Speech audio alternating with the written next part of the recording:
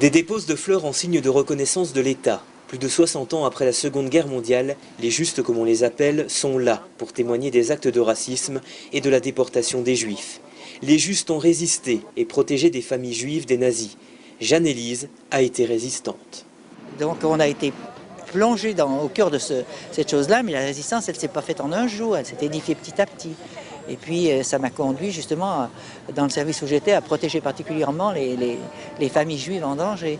Ce qui fait qu'elles ont été très reconnaissantes et que après la fin de la guerre, ce sont elles qui ont demandé pour moi la médaille des Justes, que je ne connaissais pas d'ailleurs, dont je ne connaissais pas l'existence, parce que étant entendu que c'est la seule décoration civile qui est attribuée en Israël et qui est distribuée à des non-juifs qui ont aidé des juifs pendant la guerre. Quand je visite les lycées et collèges, puisque je suis mandaté pour le concours de la résistance à la déportation dans mon département, je leur dis toujours, vous ne pouvez pas imaginer, vous êtes dans une société d'hyperconsommation, mais que tout pourrait recommencer.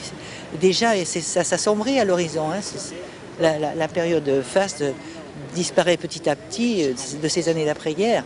Non, la solidarité discrète, mais ô combien efficace et indispensable.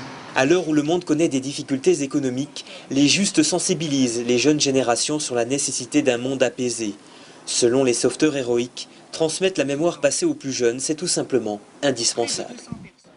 Il s'agit juste de faire un devoir de mémoire, un devoir d'histoire, et on ne peut mieux parler de ce qui s'est passé aux générations qui viennent qu'en étant aux côtés et en connaissant parfaitement ce qui s'est passé dans ces temps où il y a malheureusement de moins en moins de survivants.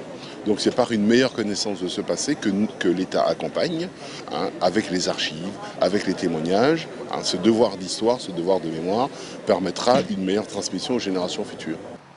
Dans toute la France, des cérémonies comme celle-ci ont eu lieu pour honorer la mémoire des résistants. En Haute-Savoie, les Justes sont encore une quinzaine.